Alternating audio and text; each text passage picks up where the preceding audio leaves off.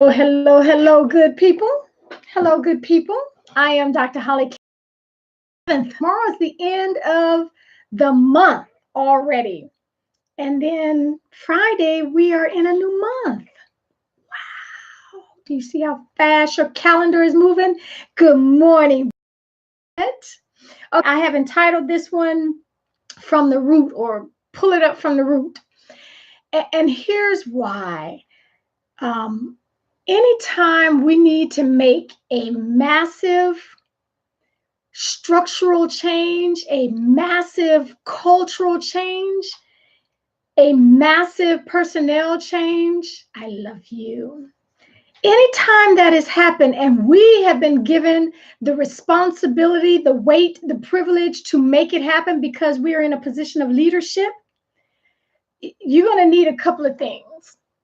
And so, actually, hey, Elliot, this I have Dr. Kelly's 5 C's of leadership, and these 2 pillars actually happen to be 2 of them. So I absolutely I love leadership, period.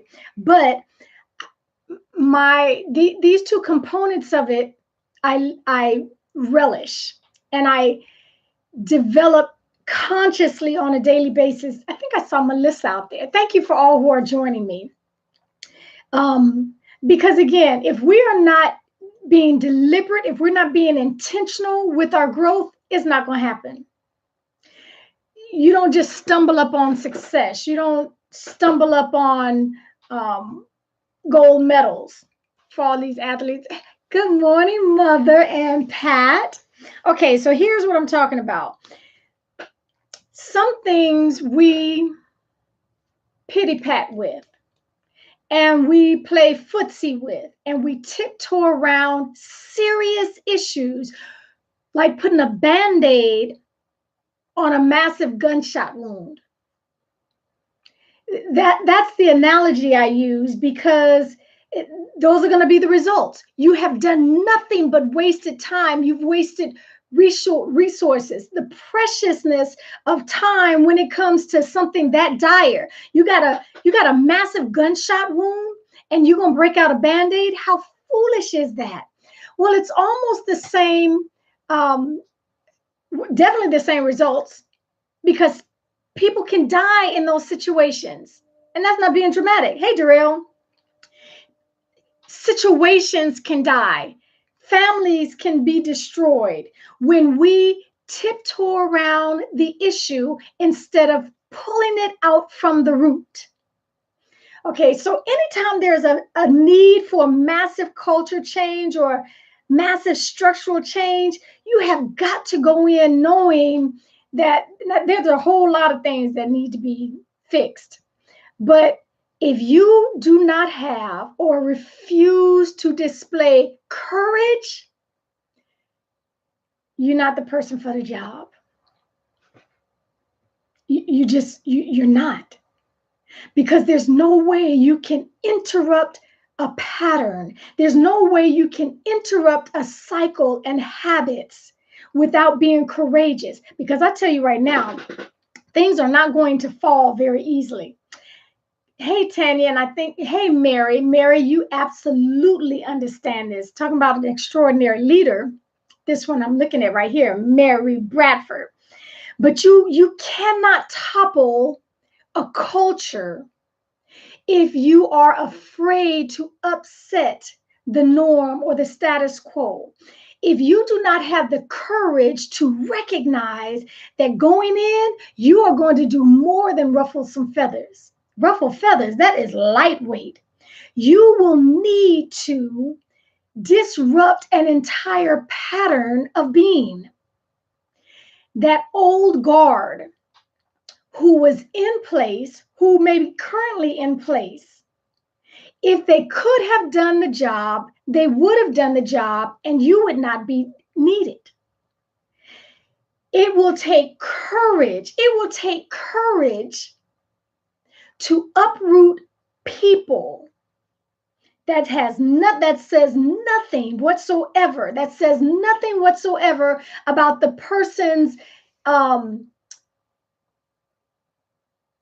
personhood. I'll put it like that. It says nothing about them as a person, as a human being. Now, they may have been worthless as a leader.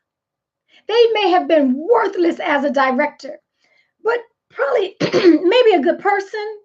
But for the position they held, for them to be in a situation, in a culture, to see it festering, to see it falling apart, to see it taking people down, to see the culture that they allowed and or created to continue on for months or years at a time, and them not do anything except perhaps put band-aids along the way, they no longer need to be there. And it takes courage to come in and start shifting some things.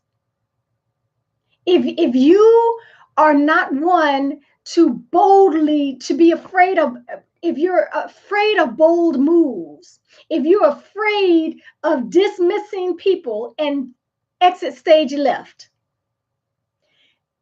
you're not the person for the job. Even if you've been given the job, even if you stepped up and said, oh yeah, I'm the woman for the job, you will do more of the same unless you have the courage to pull it up from the root. And that is never a pretty, think about a garden. Think about a garden. And I'm not I'm not a gardener at all, though I love beautiful flowers and plants, and I love that, but I don't have a green thumb. But I have enough sense to recognize that when you look out there and you see gorgeous plants, and then you look a little closer and you see weeds sprouting up, it is not pretty. To pull, there is going to be some dirt flung as you get to pulling up the weeds and pulling out and if you just pull it for its appearance, you've done nothing. You're going to have to get down to the root and pull the weed from the roots. Some cultural changes, you have got to get to the root cause. So if you tiptoe around, the elephant in the room, as they say, if you tiptoe around and only deal with surface issues, or you deal with the person who's the loudest at the time and think that that loud person is going to be the one that's the issue, I promise you have only done surface level work. You have to dig to the root to get it, to change a culture, to change institutions, to change something that has a stench to it. If you're going to save the family, if you're going to save the company, if you're going to save the team, hey, Leonard, hello. If you're going to save that institution, first of all, you got enough sense to know you're not going to do it by yourself. But if you, as the leader, do not have the courage that it takes to start digging from the root, you're going to amplify it. You're going to contribute to the issue. You're going to be another Band-Aid on a sucking chest wound. Stephanie Stevens, I am honored that you are joining me. I sent that scholarship offer to a recipient who had just been selected and accepted to Hampton. So please continue to send that information. So here's what we know. Wherever a culture, a family, an institution, a team, a school is failing, when you dig long enough, hard enough, deep enough, you're going to find a lack of trust. The trust has been eroded. And so building trust takes time. So, I'm hopeful that you're not going in there and apply it to any situation. It doesn't matter. This is the beauty of leadership. Leadership skills are transferable and they're portable. Okay. If I can lead in my family, I can lead elsewhere. If I can lead in an organization, I can lead in a different organization. It might take a moment for you to get your bearings, to understand the culture that you're walking into, but leadership is leadership because you got some principles that you rely on over and over and over again. So building trust is foundational. It's not optional, and it takes time. You want a quick fix overnight, you're already wrong. Because it's not going to happen. Culture didn't take time to build. It did not take time to destroy trust. It did not take, it took time to destroy the trust in a relationship, in a marriage, in a company, in an institution. It took time to allow a culture to become infested with a cancer. It started as a little, a little speck, and you ignored it. You overlooked it. You minimized it. You justified poor behavior, weak leadership skills, no accountability. It took time, and it became a part of the culture. So when time comes for you to go in and shift that culture, I'm hopeful that you have built up your courage muscles. Not mean, not nasty, but if your job is to shift things to save, it's like needing surgery. Plan on some pain, because they've got to cut to the root and get it out. No surface level stuff. So yes, there will be pain, but it's going to heal. It's going to start the healing process. Too many of us are trying to stay away from the pain. We don't want any pain. We don't want any discomfort. You're going to remain in a cancerous infestation. Okay, you can't get healed without digging it up from the root. And that applies to relationships, to marriages, to raising children, to building a family, a company, an institution, a team. So I'm hopeful that every leader who is out watching and listening, or will listen to this as you share it out, will begin to develop the courage muscles that it will take to start restoring the trust and digging things from the root.